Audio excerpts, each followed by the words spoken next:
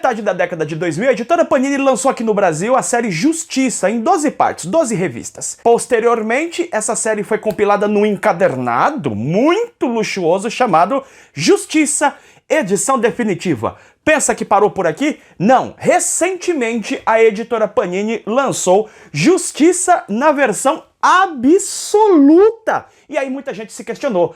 Cara, vale a pena eu deixar essa edição por essa? Afinal de contas, é a mesma coisa? Tem extras a mais? Tem partes da história a mais? O que é melhor aí em termos de custo-benefício? E muita gente se perguntando, essa história vale tanto assim? Afinal de contas, essa versão absoluta aqui beira os R$400? Essa história Justiça é tão boa assim? No vídeo de hoje eu vou comentar todos os detalhes, fazendo a resenha do trabalho sem spoiler, é claro, e vou fazer o comparativo das edições, comentando com você, né, quais são as diferenças entre uma edição e outra. Eu não vou falar pra você aqui nesse programa se vale a pena ou não, porque eu não tô aqui pra julgar quem compra ou deixa de comprar a edição. Talvez a pessoa seja muito fã de Justiça e queira ter todas as edições de Justiça. Quem sou eu para julgar qualquer coisa aqui? Eu não vou dizer se vale a pena ou não. Eu vou mostrar as distinções das edições para que você tome a sua decisão, você julgue o que você acha melhor. Fechou? Eu sou Charles Nascimento, seja bem-vindo a mais um programa aqui do canal BBHQs.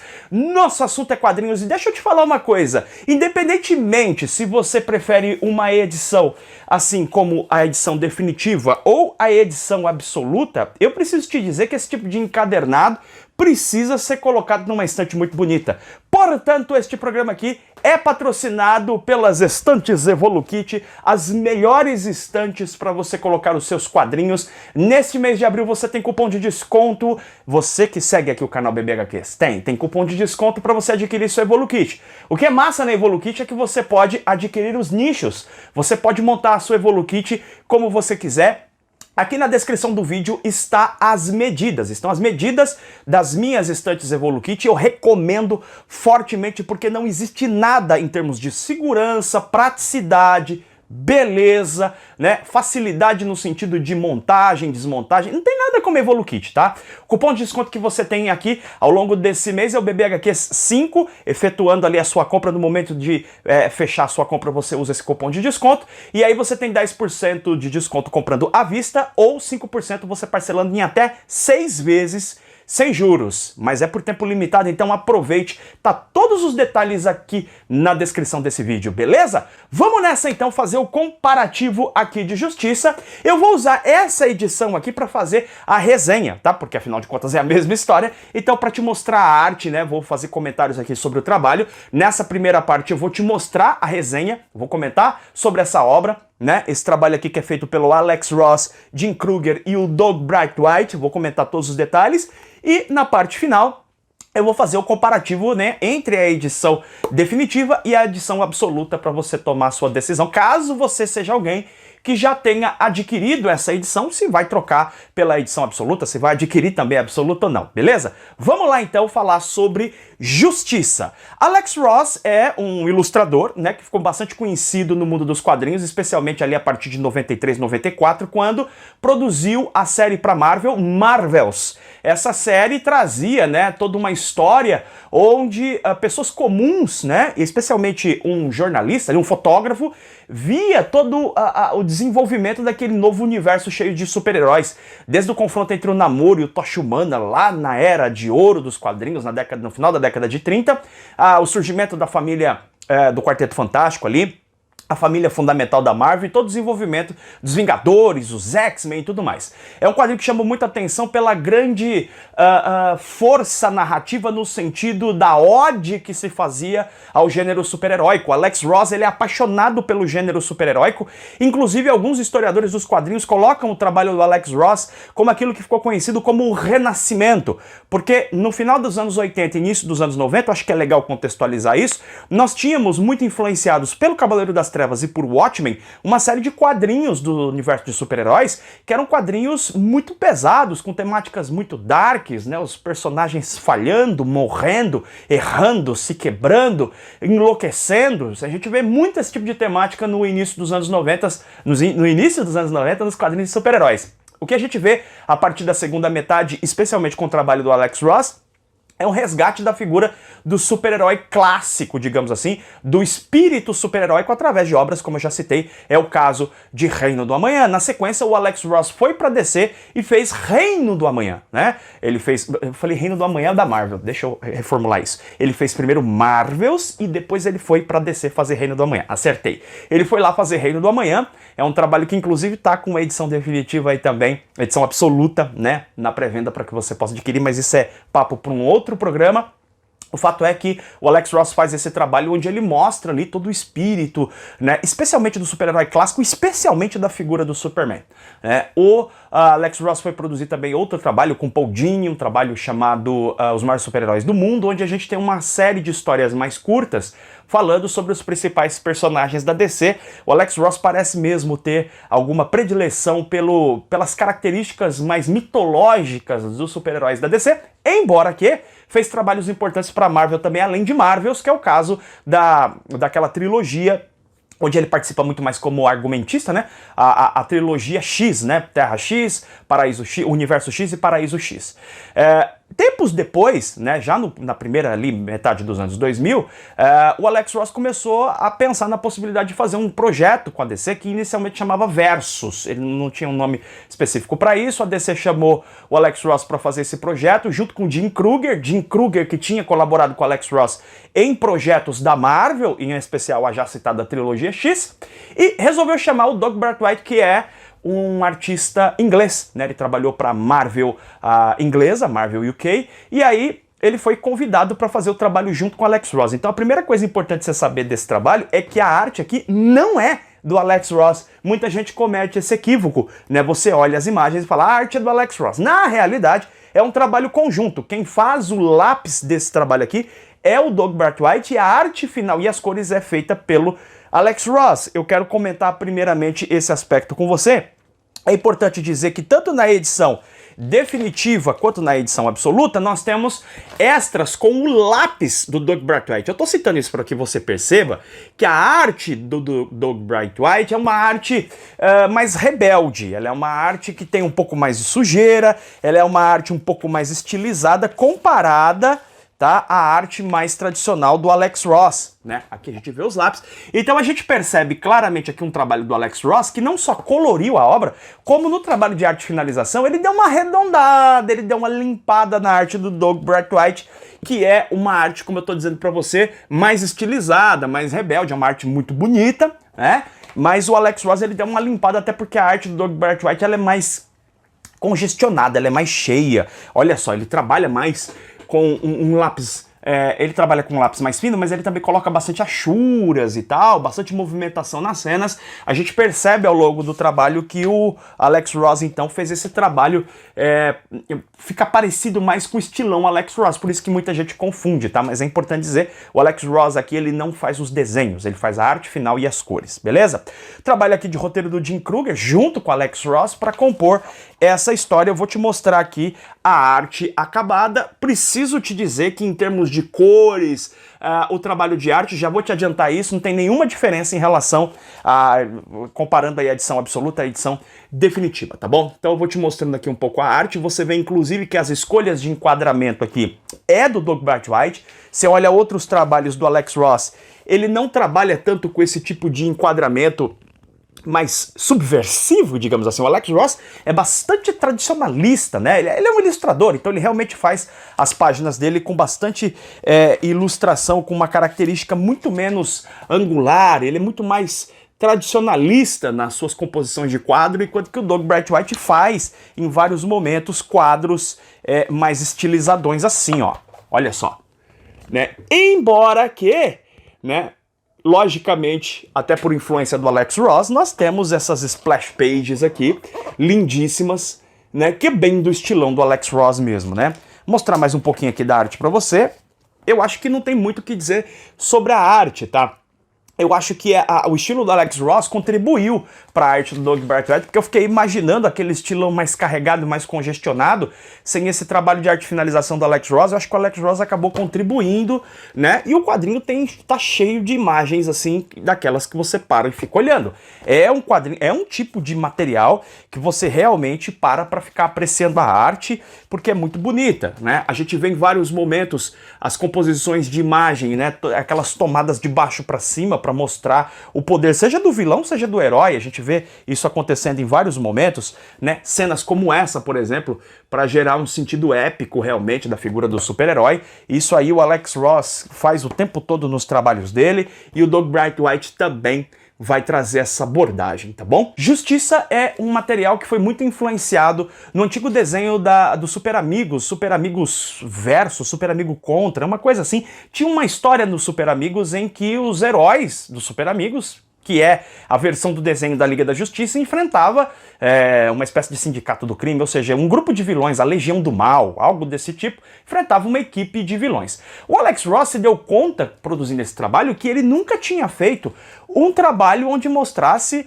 os heróis da DC confrontando seus principais vilões. Ele se deu conta disso. De fato, se você prestar atenção em Reino do Amanhã, se você prestar atenção nos maiores super-heróis do mundo, você vai ver que a temática principal ali não é essa. Não é os super-heróis enfrentando seus principais vilões. E Justiça é exatamente isso. Aqui a ideia é fazer aquela história definitiva onde você vai opor heróis, mocinhos, gente boa de um lado e os vilões cafajestes do outro lado. E como é que se desenrola essa trama aqui? A gente começa vendo que os vilões estão tendo um tipo de pesadelo. Todos os vilões estão tendo um pesadelo onde eles assistem, né, nos seus sonhos, o apocalipse nuclear, e eles são capazes de ver que o Superman está tentando salvar a humanidade, especialmente a Lois Lane, um grupo de crianças e tal, e o Superman fracassa nesse processo de tentar salvar as pessoas, e aí então eles percebem e se dão conta que é um pesadelo. Esse pesadelo vai incitá-los a se agrupar, né, os vilões se agrupam, eles se reúnem e elaboram um plano. A trama não mostra essa reunião, não mostra esse plano sendo elaborado. Ela vai mostrando as consequências disso, em especial com a figura do Batman. O Charada rouba um disco importante do Batman. Aqui a gente vai ver uma trama que já foi apresentada em outras histórias, onde os planos secretos do Batman, os planos de contingência, são roubados. O Batcomputador é roubado, né? Os planos que estão no Batcomputador são roubados pelo Edward Nygma, que vai distribuir isso, logicamente, para os vilões, para que eles tenham exatamente, eles saibam exatamente o que eles precisam fazer para derrotar os principais heróis da Liga da Justiça.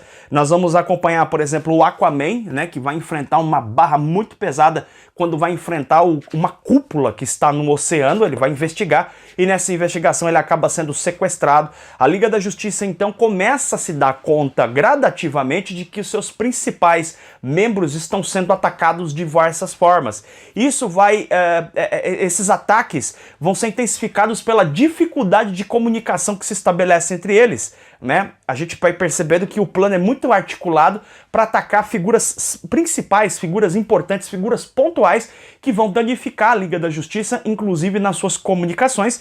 Então acontece um ataque coletivo a membros importantes da Liga da Justiça e a gente vai ver então que entram os reservas da Liga da Justiça, né? Eu não quero nem comentar muito sobre isso para não te dar spoiler, porque tem vários momentos que você fala, uau, que legal, né? Ele chegou ou ela chegou, né? Então membros vão aparecendo, membros reserva da Liga da Justiça, e vão começar a tentar fazer o contra-ataque, né? Vão tentar realmente recuperar, buscar esses heróis, salvar os heróis que foram atacados inicialmente, para que se estabeleça o contra-ataque, né? À medida em que esse contra-ataque começa, ele é reiniciado, a gente vai ver, por exemplo, que, logicamente, o Batman, vai armar todo o plano, e aqui o roteiro faz questão de salientar muito claramente os aspectos principais de cada personagem. Então o Batman é o grande estrategista, é o inteligente, é o cara que tem tudo organizado mentalmente. O Superman, ele representa a liderança, a força, a esperança. Cada personagem aqui principal da Liga da Justiça vai sendo trabalhado nessas configurações mais importantes, e a gente vai acompanhar que a Liga da Justiça então vai trabalhar no sentido de reverter a situação e vencer os inimigos. O que acontece é que a gente vai percebendo também que esses vilões, eles têm uma motivação para fazer o que eles estão fazendo. Aquele sonho inicial realmente criou uma motivação. Mas como assim? Por que todo mundo teve um sonho coletivo e por que as pessoas, os vilões de repente resolveram se unir? O que está por detrás disso? O mistério vai se desenrolando, assim como também mistérios como o sequestro do Aquaman, né? A própria figura da Mulher Maravilha vai ter um drama particular. Ela é atingida pelo veneno da Hidra que estava lá no sangue do Centauro e que tá relacionado à mitologia de Hércules, então ela está regredindo ao seu estado primordial, né? Não podemos esquecer que a Mulher Maravilha ela foi formada a partir do barro, então ela tá virando barro também ao longo da história, né? E também ela tem um drama pessoal em relação a isso. Então, galera, do que se trata Justiça? Justiça é aquela história que é uma grandíssima homenagem a essa figura desses heróis clássicos, tradicionais, bons moços, né? Aqui a gente vê uma composição de Liga da Justiça da América, com aqueles personagens clássicos. Então aqui é o Hal Jordan como Lanterna Verde, é o Barry Allen como Flash. A gente precisa lembrar que lá nos anos 90 e até no começo dos anos 2000 eles estavam fora do jogo, né? Eles tinham morrido e aí eles estavam fora naquele momento da produção desse trabalho. A ideia do Alex Ross era resgatar realmente essa liga clássica, né? Então é o Batman sendo o Batman no seu estilo mais clássico, isso na visão, é claro, dos criadores do projeto. A gente vê a Mulher Maravilha sendo a Mulher Maravilha mais tradicional e clássica possível.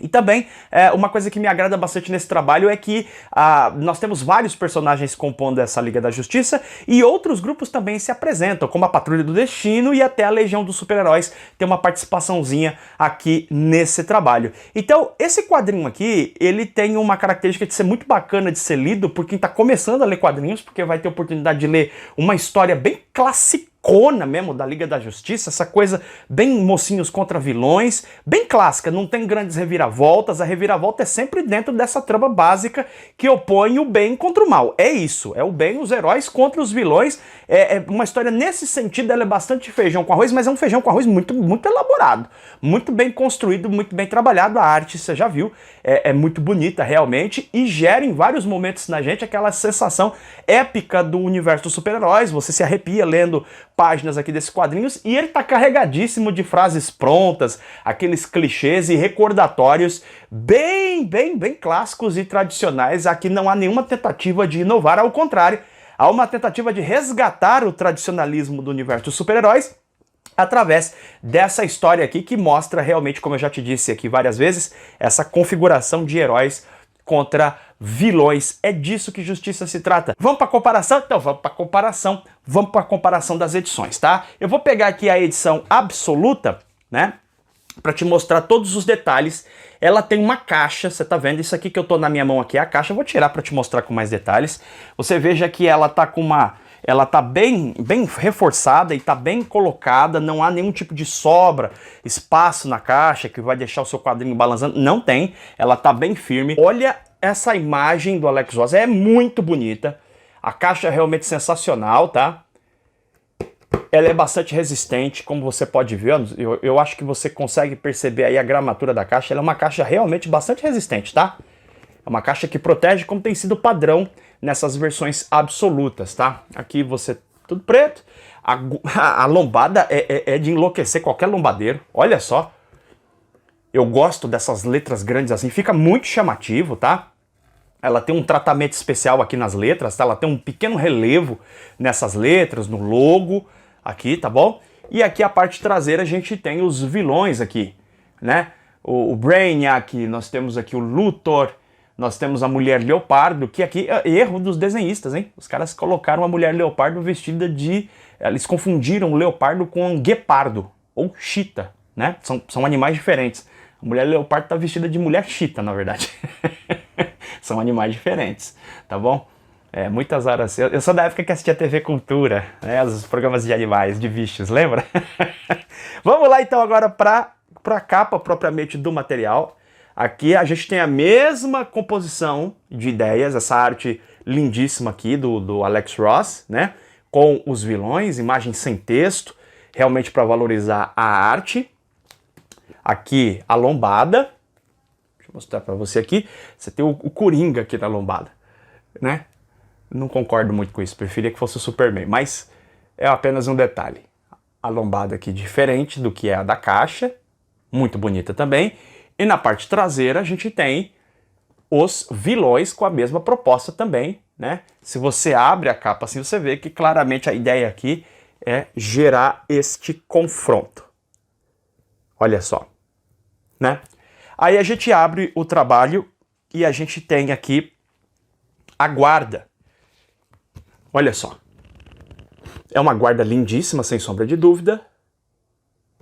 E a guarda traseira,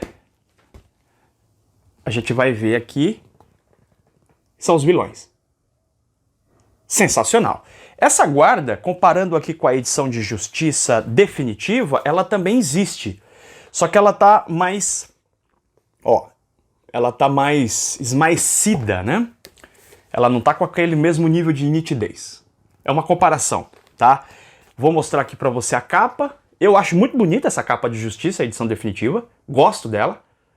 Acho que ela é bem chamativa, assim, essas cores mais frias, né? Com essa cor mais quente, acho que dá o tom que precisa. Essa aqui é a lombada. E a traseira do material tem essa imagem aqui do Superman. Bem legal. Muito bonita também, sem sombra de dúvida, tá? Uma diferença que a gente pode observar entre uma edição a outra é a questão do tamanho. São edições de tamanhos diferentes, ó. Não chega a ser uma coisa tão gritante assim, mas você percebe que ela tem um dedinho aqui de diferença do tamanho. Deixa eu arrumar bem direitinho aqui para você perceber a diferença de tamanho.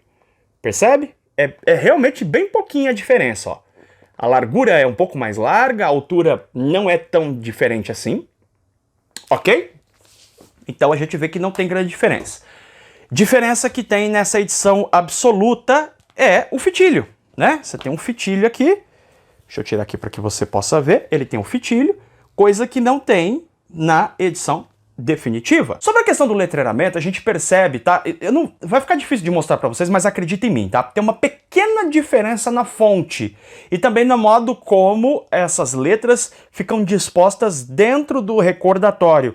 Mas galera, isso é assim, é uma coisa que você precisa prestar muita atenção para perceber, né? E eu tô fazendo esse comparativo, então eu observei isso.